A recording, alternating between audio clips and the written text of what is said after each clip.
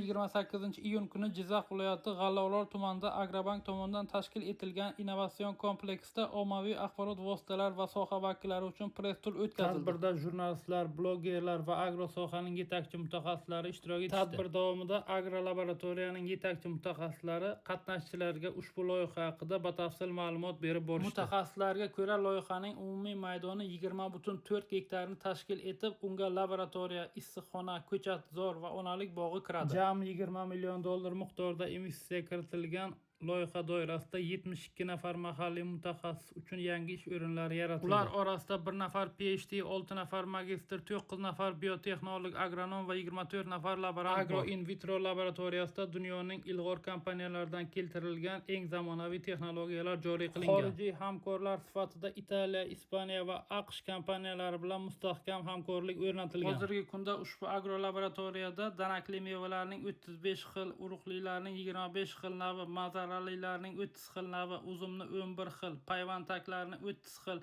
va rezavorlardan golubika, malina, ijavika, smorodina kabi 18 xil navlar olib kelinib, kafolatlangan ko'chatlarni yetishtirish yo'lga qo'yilgan. In vitro usulda ko'paytirilgan ko'chatlarning afzalliklariga keladigan bo'lsak, birinchi navbatda virus va kasalliklardan xoli ko'chat yetishtiriladi. Hosildorlik 40% gacha yuqori bo'ladi. Genetik jihatdan aynan bir xil ko'chatlar yetishtiriladi. Yil mobaynida ko'chatni ochiq maydonga ekish imkoniyatini beradi. Bir so'z bilan aytganda, in vitro usulda ko'paytirilgan ko'chatlar kelajak bog'ining poydevoridir. Ushbu ma'lumot sizga yoqqan bo'lsa, uni barcha do'st va yaqinlarga jo'natib, videoga bittadan like bosib, Agroalamga obuna bo'lib, bizni kuzatishda davom eting.